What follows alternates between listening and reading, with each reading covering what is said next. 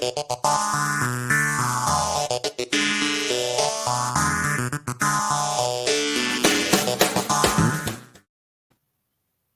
and welcome to this episode of Akrinos Access. I'm Eric Matei, joined by the one and only Dr. Maria Sampalis. Dr. Sampalis, welcome. Thank you for having me. Really excited for this conversation. We're going to be having this conversation around framework, delegation, and execution in your modern optometry practice. And this actually kind of ties back to communication. Dr. Sampalis and I were having, and I think it was LinkedIn, regarding an article you tossed out there. I just kind of spurred this back and forth. We were like, you know what? We got to get this. We got to get this on audio, on camera, because there's a lot of really great pearls to share with modern ODs coast to coast. So, Dr. Sampalis, what do you say we jump right into it? Sure. Awesome. Cool. Okay. So I guess to kind of kick it off, right? Yeah, we're talking about framework, delegation, execution in the modern practice. So maybe first and foremost, Dr. Sampalis, I mean, define business framework and its role in the modern optometry practice. Yeah, I think it's just having a business framework. It's like your roadmap to what your operating strategies are going to be for your organization and how you think you're going to move it forward and just make it, a strong foundation for your practice. It's like what your vision's going to be for that. And obviously it can change and tweak a little bit over time as you make adjustments. Yeah. And it's fascinating to consider how that framework impacts different facets of the practice. So maybe first, how do you see this framework impacting like the patient journey? Yeah, so a patient journey is very important, right? The livelihood of our practice is through our patients. So I think it's very important where we understand we prepare for the appointment, they check in, previous notes on the patient's record, maybe a team meeting, a team huddle on, what the day is going to look like, what obstacles we've had in the past with this patient. And then, having a positive, excited impact on this and what our goals are for that patient. Then also building a rapport. It takes time, right? That's just one great thing in our practices. We build a rapport with our patients. They trust us. And, you want to be genuinely the person that they want to come and see, right? There's a lot of information out there now, and you want to be the expert in the industry. You want to build a rapport with these patients so they want to be comfortable with you and come asking you for questions. And then with those questions, you provide a solution and, follow up and ask them for referrals from the patient. So it's a constant, touch point with these patients. And, having that journey mapped out, I think is important because, again, it gets the whole staff involved. And and if you know where you want to be, you want to know what you can kind of plan what the outcome will be in your practice. Absolutely. Yeah. You mentioned just a moment ago, you're mentioning the team, right? And the role of the team in that. And I suppose here in the context of talking about this business framework, that good foundation and roadmap for the practice, it's obviously going to impact that patient journey. But why don't you share a little bit in your firsthand experience as far as leveraging in the role of that business framework in leading your team and performing day-to-day operations? Yeah. So again, you're the leader of the practice, right? But you're only as good as your staff. You have to train your staff. You have to be working together. What the strengths and weaknesses are of each individual. You have to have that roadmap. You have to have that understanding. And sometimes it's more than just this strategic business. It's emotional intelligence to kind of knowing what the strengths and weaknesses are of your staff. And you kind of, if maybe the front desk person is not really good with the phone and maybe she's good at doing visual fields and other person's more talkative and they're that. So it's kind of you being that leader in that and having that workflow. It's really creating like a recipe, what can be better, what can be tweaked in the practice. And obviously there's some patients that personalities with that staff member might not work well. So it's kind of, again, with that daily huddle, kind of knowing who to, pair them up with, like a team partner. And then obviously as the leader too, you have to continue to mentor and coach them. And I feel that over time, I've empowered my staff to make decisions in the optical for what's best for the office and the patient. I said, make a decision of what you feel we should do. Should we help, Mr. Smith and give him a discount on this, or remake his glasses because he's not happy at no charge, whatever the case is. Make a decision. I want you to feel empowered on what we can do. You've had multiple touch points with this patient. I'm in the exam room. What are some best ways to, make this patient happy?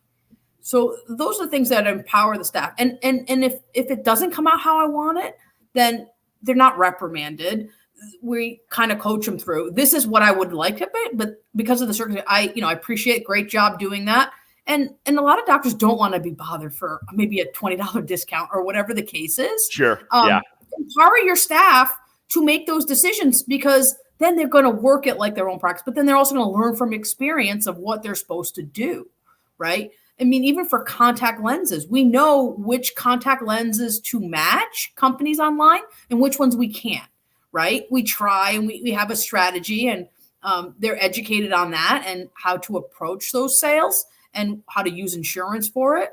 But again, it's starting with you as the doctor, as the leader of the practice, but also to mentor, coach, and lead in a positive way, because if it's a negative way, they're not going to feel empowered to do something later on. And it just takes more off your plate for the little stuff that you don't want to do. Absolutely. Absolutely. I know a key piece here is that delegation, right? I mean, because look, until the team is empowered, how comfortable are you going to feel with delegating? And I find that seems to be something, I think, I know delegation is something everyone wants to do, right? No matter where you are in an organization, certainly if you're the practice owner, right, would love to be able to delegate more, but it's important to, and I really like how you brought that up, Dr. Sampalis. It's important to think it's about empowerment. We have to start with empowerment before we can delegate. Now, how do we empower?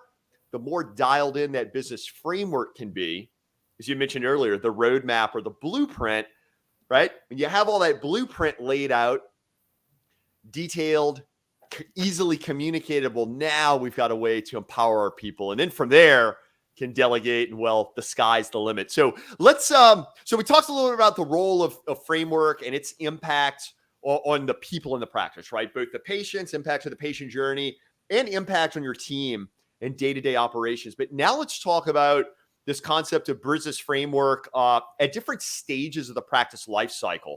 And so to think of, say a cold start practice compared to a newly purchased practice. So even though the practice is established, the ownership is new, and then compare that to established practice. So how do you see business framework, maybe starting from the standpoint of that doctor who's cold starting or coming into ownership? Yeah. So a cold start is going to be a different framework, right? It's going to be a different perspective on the practice. It could probably be more marketing, bringing patients in, trying to keep things lean, staff lean, kind of the doctor, from my opinion, doing a lot more with the patient journey.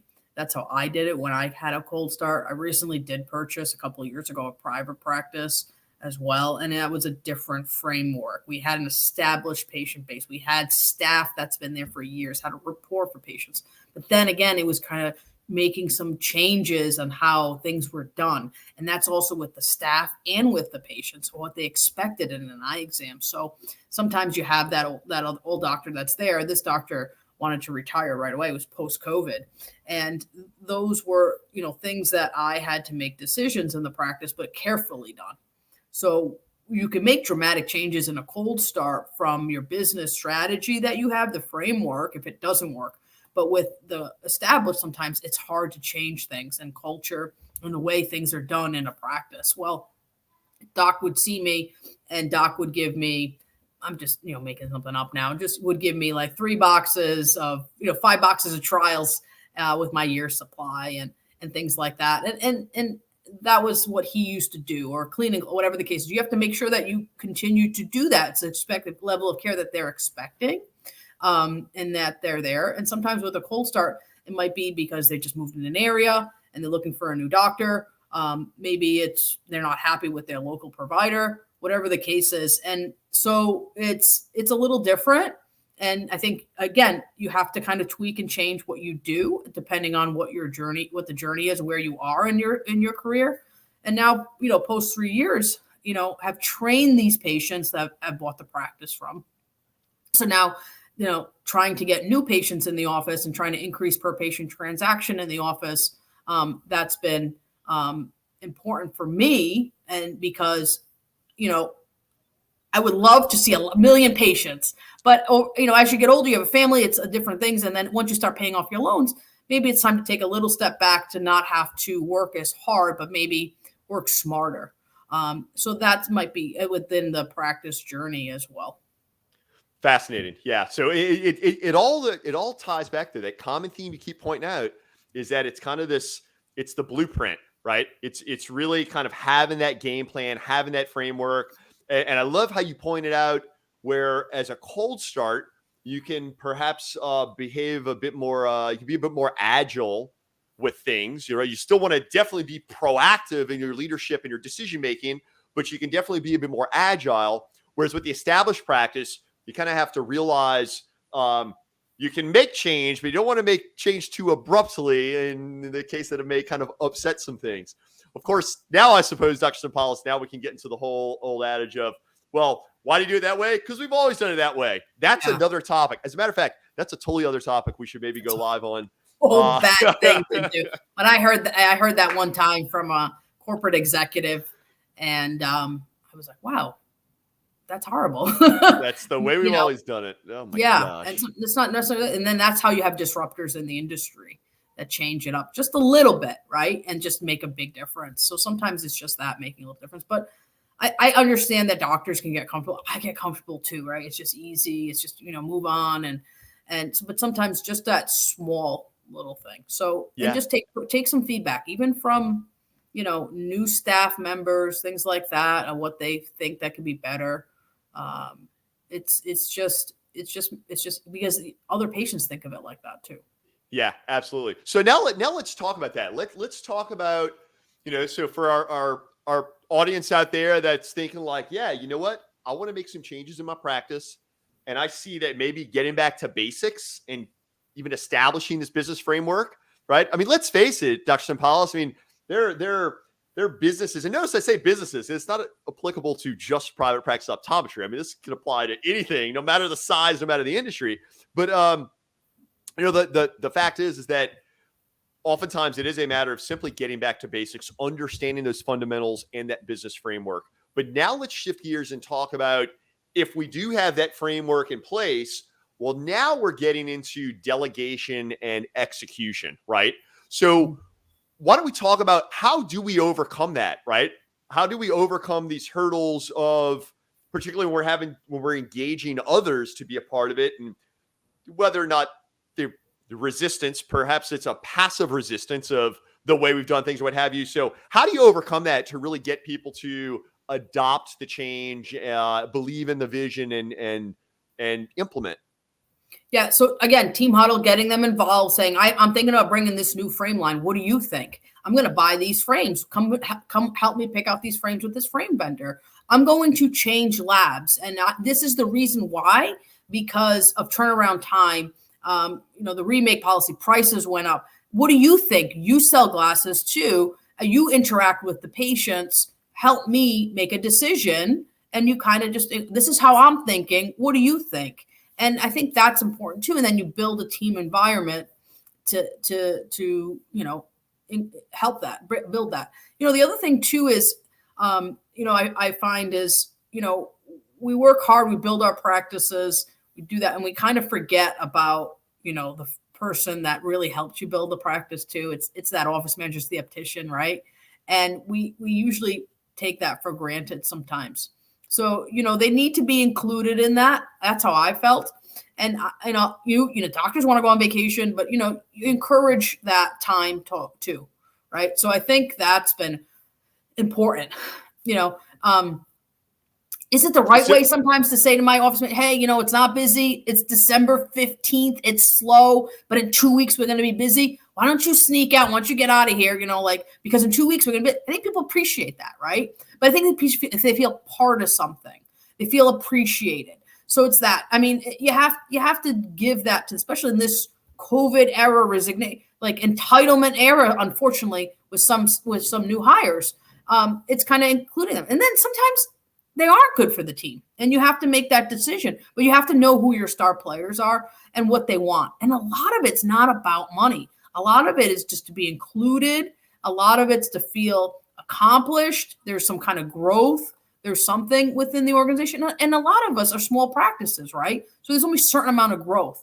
But find that person that's going to be loyal, that cares about your business, that is upset that they are going online to buy their 100 contacts, even though we're the same price, that gets upset. You find that person, you keep them. Yeah. And that's what builds your business, your practice, right? And you have a commission process, right? Where it helps them grow as well, because they feel like a part of it. I have a 401k plan, but it's a profit sharing plan where they feel like, hey, sometimes we do a little more for my social media stuff. And I'm like, hey, just to let you know, guys, you're doing this, you're posting this job for me, you're doing this, but at the end of the year, don't worry, it all comes together, it's part of it. So they don't feel like they're overwhelmed and doing more, but they feel that. So, but it's also funding them, right? Because they're young individuals, they don't know. And I say, don't worry, this 401k, you're not seeing it now, but you will thank me at 65. I promise you. Hopefully you are still working here to thank me. But if not, you'll be like, we worked hard, but she did good for us. Yeah. There's two really awesome things that you just mentioned there. One is bringing your people in to really be a part of that core of the practice, right? I mean, it's kind of one of those things, I suppose, if you're keeping everyone's at arm's length, how engaged can you expect people to get into your operation if, again, you're keeping everyone at arm's length? So pull them in, let them be a part of it. Don't let them lead. And I think that's something Dr. Sampalis said, and I know you do a lot of peer-to-peer consulting and advisory on that front, right? Doctors just being, their career coach, what have you. So sometimes that's where that peer-to-peer support, help understand how to assert that leadership and that management, where still being that inviting, bring them in, but still assert. So that was one thing you mentioned, right? But the other thing you mentioned is that you said something about that you do have a 401k with profit share. And yes, that is me clapping. I don't know if the microphone's picking it up. I think it's amazing. I think it's up to more small business owners like us to be able to incorporate this stuff for their teams. Okay. So there's that piece, but there's something else you said. You said, you'll thank me when you're 65. And something about you hope there's even if you're not working with me anymore, is it safe to say that you want to help people build careers around your practice, Dr. Sampalis? So I do. So I've told my office, I hope my office manager is with me for my whole career. And, but again, if there is something that she wants to do more, I'm happy to promote that and do that, because she's been super good to me. You can't be selfish on people that, are rock stars and holding people back. Then, there are unfortunately some people that are not, and they are what they are. And that's fine. But if, sometimes it is good. I mean, leaders create leaders, and lift people up. You can't be selfish in holding people back, for something. So sometimes, there's been someone there for a while that, they wanted that, have a bigger office, maybe multiple offices, to promote them and that, because people want to, again, they feel like they've been there, they want you to succeed because, they have that.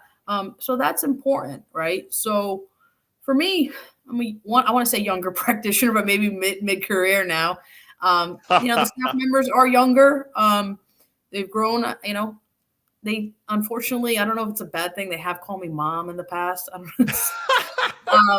I said I thought I was the cool older sister, but I guess I'm mom. So I guess just to give advice and things like that.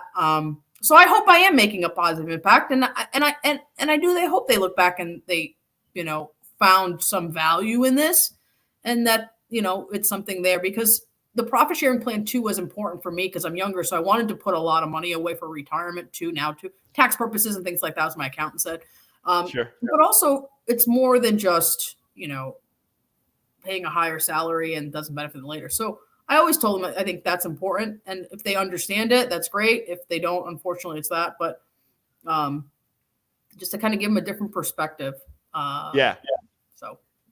Absolutely. It's such really great insights laid out here, right? As we're talking about, did my audio just go whack? No, we're back. That rhymed. A lot of really great insights you rolled out here, right? That it all really starts with getting back to basics of that business framework, right? And then it's from that business framework that you as the business owner, you, me, anyone as a business owner, as a practice owner, right? It's upon that business framework then that you've got the grounds for delegation. And then once you have that framework and that delegation there, then it's going to be go time and the sky's the limit. And, I think it really is, there's something to be said for the fact that you have taken the time to establish your framework. You've established delegation of your team. You've got your team empowered. And oh, by the way, they're generating the results that you can have that 401k plan with the profit share. It's a beautiful It does. synergy there. It's important. And then sometimes they're empowered. They work it like their own practice.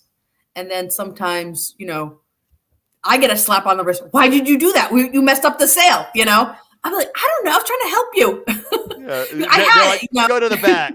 They're telling you, leave us alone. Get out of the front desk. Stay in your exam lane. Leave us alone.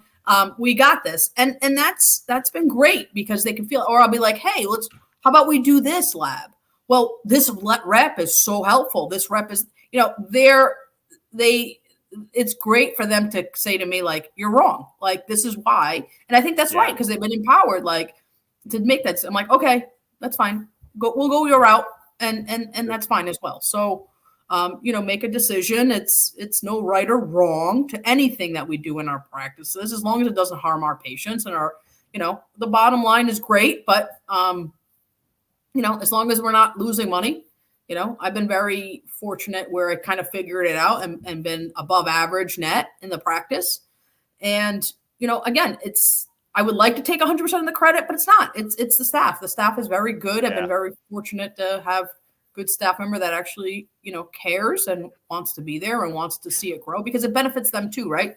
I stay in business too. They have a job and try to be flexible with that to try to give a work-life balance, Yeah.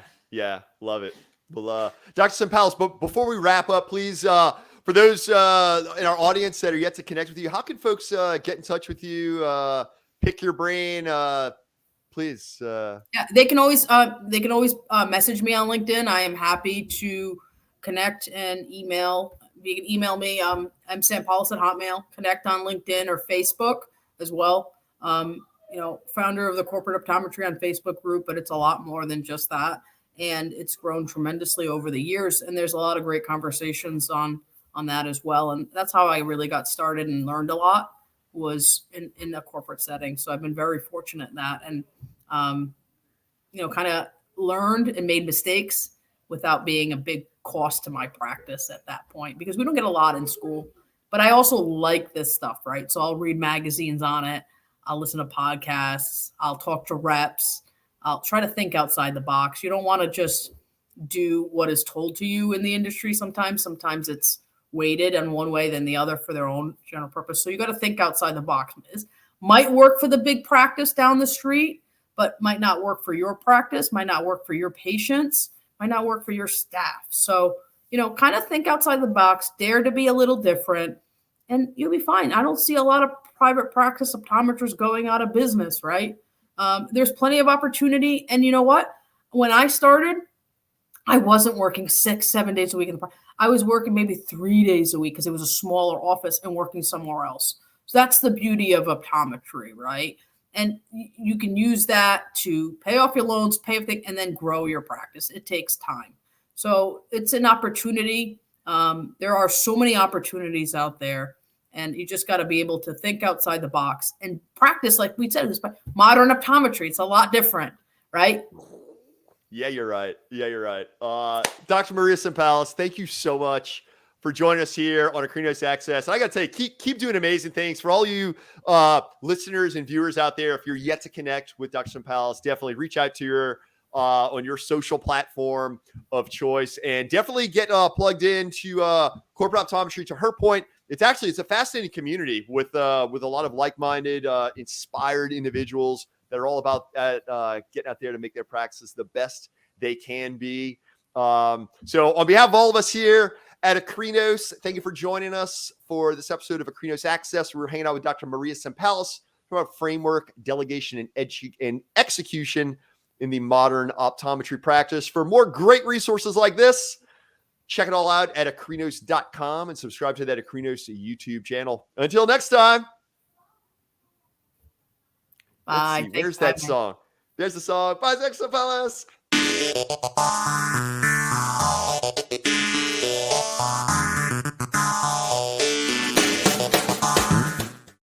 That came out good. You don't think so? I think